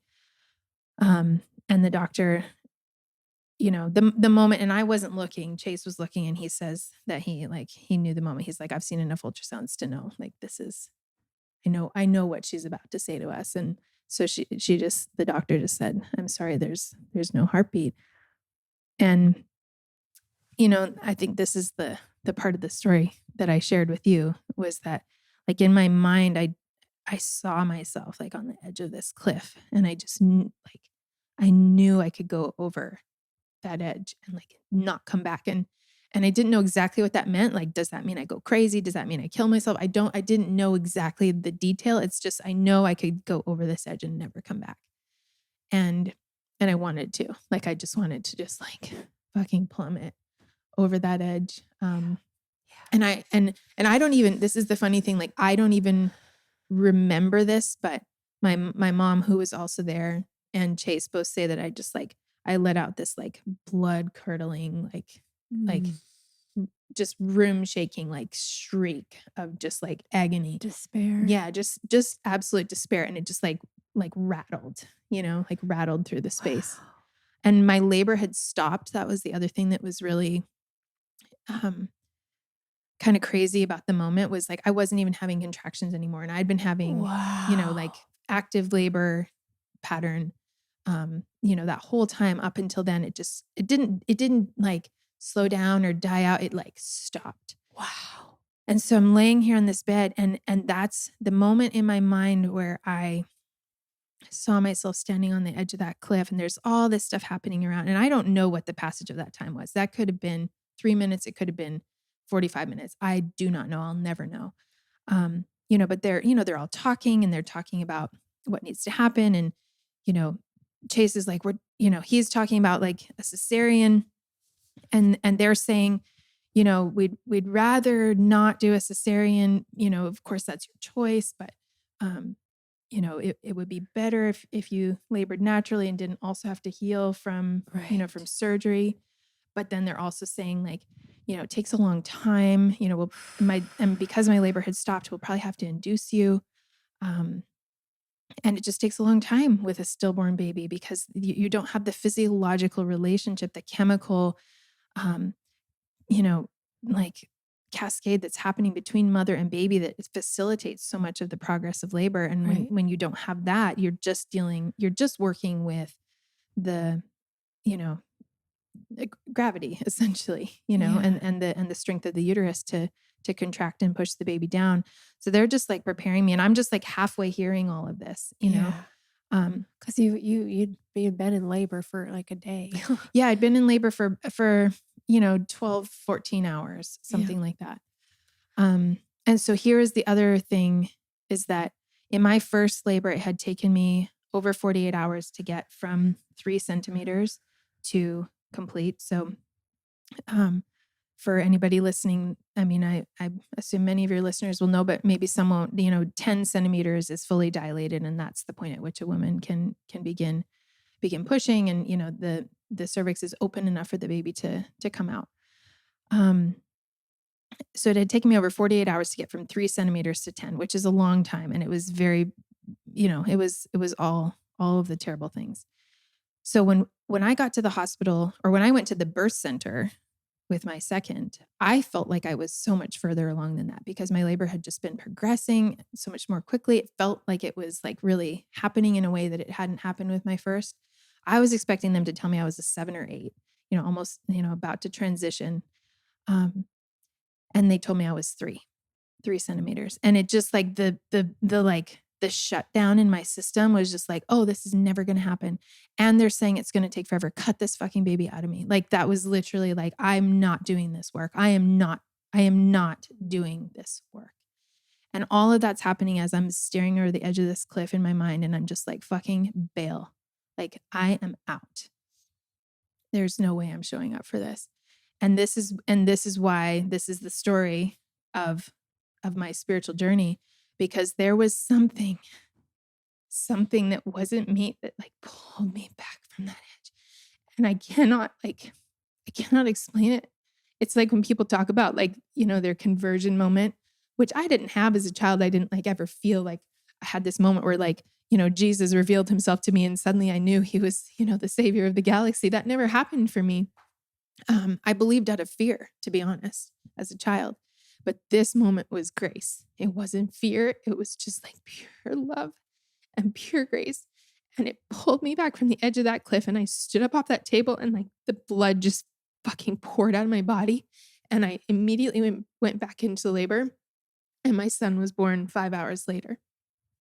And it was the most healing experience of my life, while also traumatic and, horrifying and all of those things. That's the both end. That's the capacity we were talking about earlier. It's like there was both this unbelievable grace and healing and transformation, and it was like the most awful experience of my life. And both were completely true.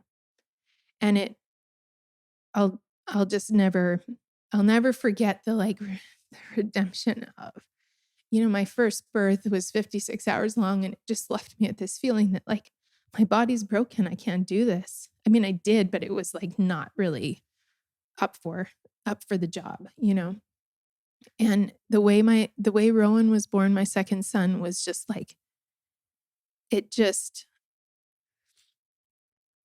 happened. And it was like, it was so healing. And so it just like restored. It's so fucking weird to say, because how can you say that when your baby doesn't survive? Like, how can you say that your body did what it was supposed to do? That's the paradox of it. That's the like, that was the divine, like that's why I am what I am today, because I lived and still live that paradox, that something that awful could be that designed, and this is like, I'll share this in relation to that, because my son Rowan has been with me ever since I felt him this entire time. Like his spirit. Yeah, in a really profound way, like not in an abstract way. I mean, there is an abstract quality to it, but I also experience him really tangibly. Yeah. In moments that he communicates with me, or that I like really feel his presence, or things other people have said to me.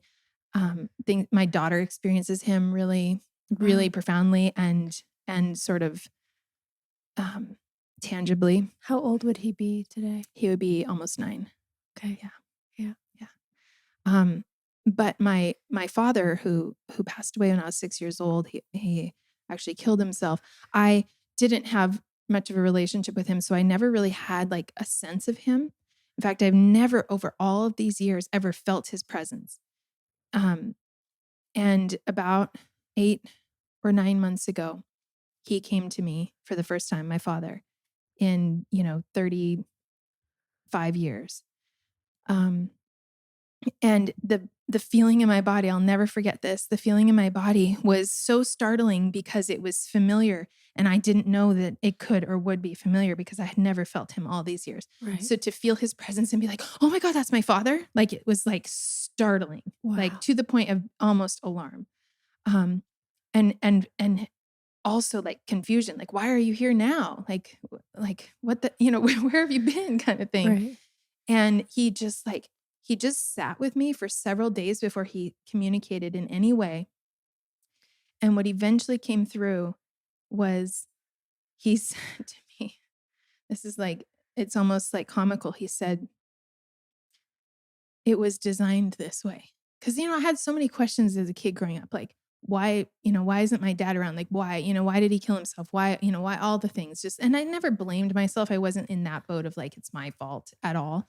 But there's still just that, like, why, why did this happen? And to some extent, why me, like, a little bit of that victim feeling. I never really felt that with Rowan. That, so, again, because of just the like the catalytic element of everything that was going on, like I can honestly say I've never thought why me with Rowan, which is Wow. insane. But I did feel that with my dad. And so he just when he finally says something to me, he says, it was designed this way. He said, I went ahead of you. Rowan came after you. We're your guide sandwich. I love that. We're your guide sandwich, he says. And I just I feel that so deeply. And I felt that from the beginning with Rowan. It was designed this way. Yeah. And I don't say that in a like everything happens for a reason. Like I know you don't. So Yeah. like it's, I mean, for you to sit here and tell me that your son was born still and you never went into victim mentality with it tells me that you touched something in that moment that is beyond. That is the only explanation for how a person can resource in the middle of something so deeply confusing, shattering, and anguishing as that experience. You were given a gift. It was a gift. And that was what just so gently, but also so violently brought me back onto the spiritual path, because I could not deny that there was more than just my own story and my own like bullshit, you know? And I'm not saying at all that it wasn't hard. Just let me be really clear. Like that was a very dark time, and the months that followed were very dark.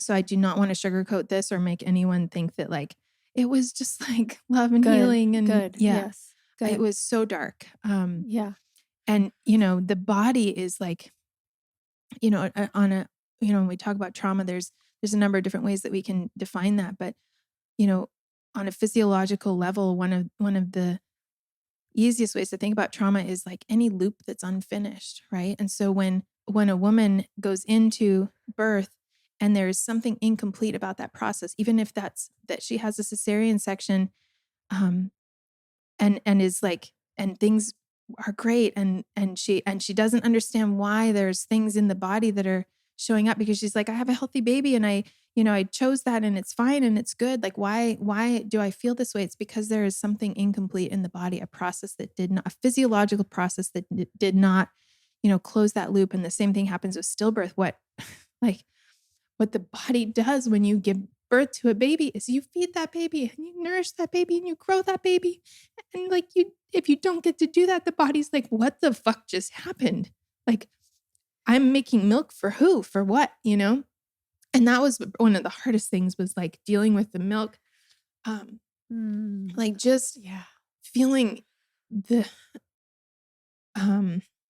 it was so beautiful and so betraying at the same time. Like, just like, you just are, it's just in your face, like this is not going away. This is not like, and I think it's a beautiful thing in that sense too, because it would be so easy to just want to stuff all of that and just like forget about it. But your body won't let you forget. Your body cannot forget something like that. It is just, and so I chose to like go all the way into the darkness. And that's where I learned to do that. And I still fucking resist going into the darkness. So it's not like learning it gives you some kind of edge or advantage. Right. But it does mean that like you've done it. And at some point when it comes up again, you'll resist, but you'll surrender because you have done it before. And you do know. The body remembers. Yeah, the body remembers, like we will be safe. We will be okay. Right. Right. Yeah. First of all, thank you for sharing from such a deep, vulnerable place. I know this story is going to be shared and resonate with so many people, men and women. I know it's going to touch something in their hearts. So thank you so much for being so brave and courageous to share this with us. Yeah. Thank you for giving and creating the space to do it. You also shared with me that when this connection to that divine grace opened up and your spiritual life was lit on fire again, perhaps a candle in the darkness of what was going on, that things began to change between you and your eldest son. Yeah. Yeah, that's one of, I was going to mention that because it was truly one of the biggest gifts, for my life as it plays out in the day to day. And, going into like the darkness in the way that we all did during that time, it wasn't just me, but, I had a different layer of it for sure to go to, just mind, body, heart, all of it. But, we got to draw closer to each other in a way that I think only crisis and only like tremendous horror and pain can really take people to certain, to certain layers of connection and both internally and externally.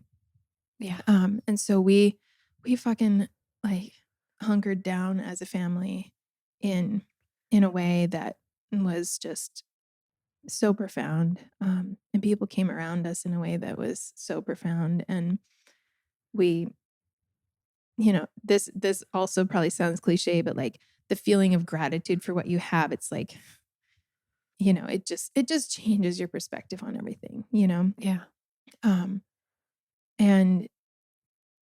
But on in the truest sense, it was really just like the spiritual work that I began doing of looking at my own self that allowed me to shift my relationship with my son. It allowed me to because so much of it was about control. So much of where the challenge in my relationship with my son was in my desire to control him. For him to be a different way. Yeah, and not even necessarily that, although certainly in some moments, yes, but like just the desire to be in control. So like just really controlling about everything, about food, about sleep, about, habits, about everything. I mean, there's probably nothing I wasn't really controlling about. I still struggle with that. That's still something that's like a thing for me, right? Yeah. But it was so pronounced in the beginning and it was so detrimental to our relationship. And I was just able, there's nothing more, you can't lose control more than letting go of the child that you expected grew inside you for 9 months and expected to take home. Right. That is the ultimate surrender. Wow. And so it just over time gave me, I was just resourced in a different way to begin doing that work in other areas of my life. And to be able to do that with my son is what, and I just I went so deep down that hole. Like he actually regressed a lot in the months after Rowan's birth, which is developmentally pretty normal as well. But like, he really kind of went back into like baby, like he wanted me to dress him. He wanted me to feed him. He was like not very independent and he had been totally independent. So it wasn't like a kid that was struggling with independence. It was like, he's independent, too independent as far as I'm concerned. Like, we're battling about lots of stuff and suddenly he just needs me for everything. And I resisted that so much at first. And then I just I actually had this, it's probably one of the only times I've ever heard an audible voice. I really don't I sense things, I feel things, I don't like hear things. And I literally heard, let him be a baby.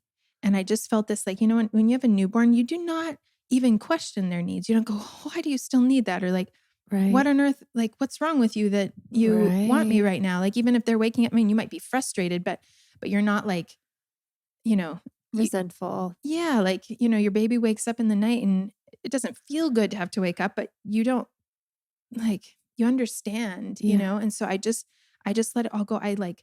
He wanted me to sleep with him and I was so resistant to that. I dressed him, I bathed him, I fed him, I slept with him. Wow, so you let him become the baby Yeah. again and gave him the Yeah. nurturing that he was needing. Yeah. And we just like reattached and Wow. I would say we attached. Wow. Yeah. And it was like a few weeks of that where it was like, I just fully surrendered to like whatever he needs, I will give it to him without question. I will not think that, you already, I was so worried that like, You're okay, well, too old for you're too that. I'm old for this. coddling I'm him. coddling him. If I do this now, he'll never grow out of it. If I sleep with him again, or Right. if I, dress him in the morning, he'll never regain that independence. And it was the opposite of that. He just needed me for a few weeks to just be Oh, like fully there. wow. And then it was almost overnight. He was like, I'm good. I'm Yeah. good, mom. He got his Yeah. tank filled, Yeah. and then he flipped into his natural healthy Yep. independence. Totally. And that was Wow. another moment of divine grace because I didn't like have that intuition myself. In fact, my instincts told me like, no, I have to hold the line here. That's what my Wow. instincts told me. Wow. Yeah. Beautiful. Mm-hmm. And then to close the loop on this journey that propelled you into working with women. Yeah. So I became a doula fairly shortly after Rowan was born. That was kind of step one on that journey. I was just I'd always been interested in birth. It was always something that I knew quite a bit about, both because of my upbringing and then just the way I educated myself.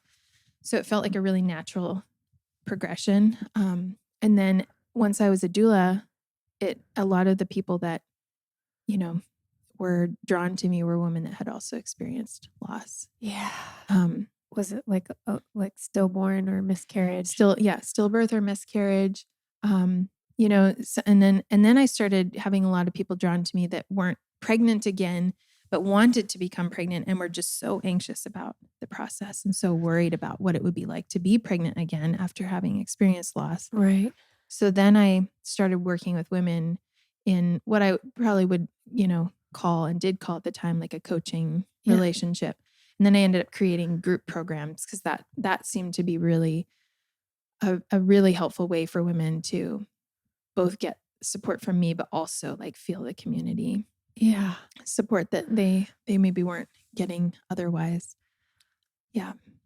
It's so powerful that you stepped into and were initiated into that work. Initiated is a good word. Yeah, you were initiated. It was given to you Yeah. divinely. It was like, oh, this is what you're doing now because you understand. And I really think that's how our work often chooses us. It's like we go through these harrowing initiatory experiences, and then our empathy and compassion deepens in profound ways that through our love we can shatter paradigms and we can change things in a very tangible, grounded way in the world. And I think that's what you're doing. My mom had 4 miscarriages, and I remember none of them were full term, but I think one of them was like 3, 4 months. Yeah. And like us burying that baby with a little seedling tree in our yard. And I was thinking about resources, like when, if this is okay to talk about, if it's not too sensitive, and please let me Nothing is know too if this sensitive. is like a crass question, but when your baby comes out and its heart isn't beating, like what happens? Do you hold it? Do people talk about it? Is there a process for grieving it? Do they give you resources? It's so crazy and it varies so widely. That's the thing. So there are many hospitals that actually have actual programs for helping families that experience stillbirth. So they'll actually have nurses that are, I don't know exactly what, training they do or don't have, but like, it's kind of their job to come alongside the families that has happened to.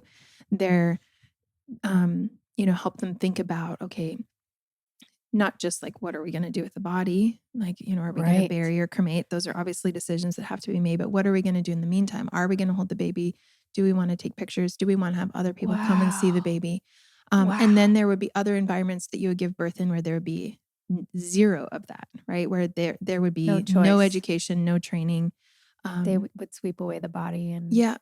And then that is definitely less common than it used to be, for sure. Right. There's just a lot more education in general around like, practices that are the most supportive. There are many like national and international organizations that are dedicated to education and support and resourcing around stillbirth. Do you know any of those offhand? Yeah, I can send you some links to some that we can put in the show notes. There's some great ones, but here's the thing. They all exist on a level that I think a lot of people don't end up accessing, right? And a number of them have, there's plenty of online resources, but a lot of these organizations also have local chapters where there's actual people you can call and get physical support from. I also find that people don't tend to use that. You get the pamphlet at the hospital from the nurse, but like, do you ever call the numbers in that thing? Most people do not, right? No. So, and I don't know exactly what the ground, the roots level or the ground roots. What's the word? Grassroots. I don't know exactly what, the grassroots solution to this is, other than to like be in community, right? Where like you don't necessarily have someone that maybe has a ton of experience supporting someone with stillbirth, but you have people in your life that know how to show up and know how to like be in hard things. Yeah. I personally, obviously. Yeah. What did you choose in that moment? So we, when he came out, of course they put him on my chest immediately and we had communicated that ahead of time that we wanted that. Yeah. And we stayed, he was born around 6 a.m. and we stayed at the hospital until like early mid that afternoon. And we just held him the whole time and, the tenderness of that. Yeah. And like cleaned his body and, all took turns holding him. I mean, I mostly held him. But I, my mom and my partner and my midwife all held him for different moments. And then I would want him back. We did dress him at some point. I don't like have strong feelings about that either way. I kind of wish we hadn't, but it's not like I'm like upset that we did. Ultimately, I do wish that we didn't have anyone else come to like, to see him. And there were some very good friends that lived in the area that could have come, and my husband's parents could have come. I don't know if they would have been up for it. Now looking back, I wish that we had included them. A couple of other people come. Yeah. I'm not totally sure if I would have had the capacity for that in the moment. So I don't it's not a regret. It's not like, oh, I just am so regretful that didn't happen. But one of the things that followed in the months to come, which is why I say that, was that the people that we received the most support from, that felt like the most like truly nourishing support, was the people that didn't just say like, I'm so sorry for your loss, even meaning it. You could tell that people really meant that they like felt that sorrow. But the support that really felt nourishing was when someone was just like, I just wish he was here. I just miss him. Yeah. Like, I just wish Rowan was here, and would like say his name and it would feel like, of course they don't miss him the same way that we do, but it actually felt like they really did miss him. Yeah. They weren't just saying, I'm sorry for you that you're in pain. They're like, I'm in pain too. Yeah. Like, I'm with you. I I'm wish here with you. He was here with us. Yeah. And so like, if those people had gotten to hold him, that would have felt even more potent. Right. And so that's why I say that. And if that like ends up resonating for anyone that hears this. And I certainly hope no one is ever in that moment to make that Right. decision. But I think that there's something really profound to sharing him and who he is, because Yes. I'm the only one, and the people in that room that got to experience him in a tangible way. This goes back to what you were saying about community. And when we allow others to witness us in our Yeah. pain, we Yes. share it. Yeah. And we carry it together. Yeah. Totally. Yeah. Yeah. And we had people that really did that with us. And yet you're like, what you're drawing to there is so, so true, because it's like in the most raw moments, like we tend to want to hide ourselves away, to be like, Yes. don't look at me, Yeah. this is too This is painful. ugly. This Yeah. is horrible. This Yeah. is anguishing. Yeah. Yeah. Yeah. And the beautiful thing is that we had amazing people, and the several months that followed, I mean, people just fucking knocked down our doors. They were just like, we are not leaving you alone. Like, I mean, I don't think I cooked for like 5 months. Great. I mean, it was just like a revolving door of people. What ended up happening, our next door neighbors where we lived at the time, we had moved in a few months before, and we were always like, oh, we should get together. We should have a barbecue. It was like getting to the point where it was awkward because we kept talking about it, but not doing it. It's like, we're never going to get together with those people. And then we got home from the hospital. Chase did this beautiful thing where he took a note to all the, because everyone in the neighborhood knows I'm about to have a baby. I'm like walking and, so he took a note to all of the, surrounding immediate neighbors neighbors. saying, this is what happened. Oh. Please don't ask Mellisa, how's the baby, Oh, that was so sweet of him. So sweet of him. And so we've been home for like maybe 30 minutes, an hour. And the wife of that couple walks over. She just barges right in the door. She doesn't knock. She doesn't wait. Wow. She doesn't do anything. She just walks right in the door and just like puts her arms around me and tells me that the same exact thing happened to them the year before. Wow. And then they just turned out to be the most beautiful gift. They just like held us, and they got it, and they knew, and we got to hold them, and we got to like just miss our babies together. And like, it was really, really special. Wow. Yeah. What are the chances? What are the chances? Divine, I would say. Quite divine. Yeah. The hardest part, back to like the moment in the hospital, and I will say, like, this is the part that like still lives in my body. Like, well, a lot of it still lives in my body, but this part really lives in my body. Oh, the moment came where it was like, how do we leave? How do we like leave him? And so like the question was like, do we have the nurses take him, or do we leave him on the bed and walk out? And it felt like the ultimate lose-lose. I'm like, neither of these are good options. Do I want to leave, or do I want to have this taken? Yeah. Yes. And so I opted to leave because I didn't want to have him taken. Right. But it was like choosing between, like, I don't know. It was in the ultimate stabbing place. Yeah. It was just the worst Sophie's decision. Choice. Yeah.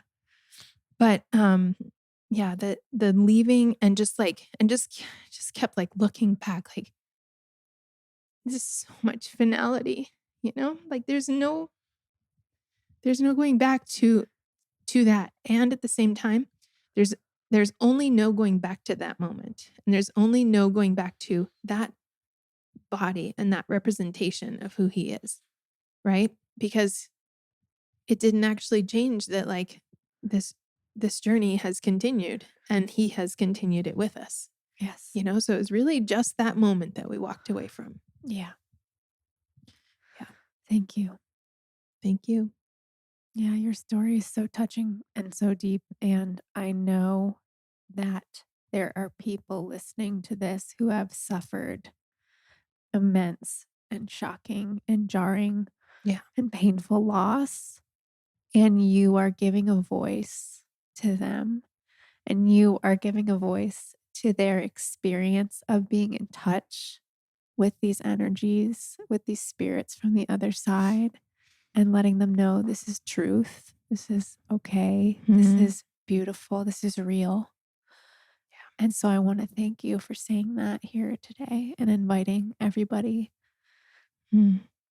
into that space where they can connect with the energy of love that exists beyond all form in all planes Yeah. and is here with us all the time. Yeah. So thank you. Thank you. It's an honor to share.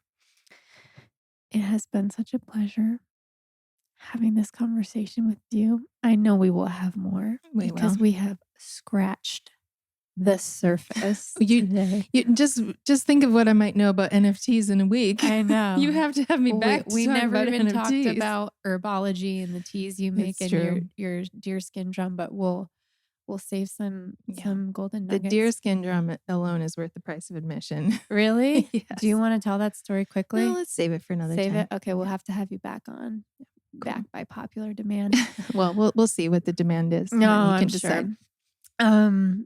I want to ask you, where can people find you online if they want to connect with you? What's the best way to connect with you if someone's really touched by your story and wants to get Instagram? to know wants to get to know your work? Not on Instagram. You can find me at my website, which is MellisaReeves.com. And we'll obviously have a link to that because the spelling of my name is a little unusual. Mm-hmm. So on my website, there's obviously information about me and working with me, as well as events that I have coming up. Yeah. Beautiful. Thank you again, Mellisa. And thank you, Hallie. Loved having you. Such a pleasure.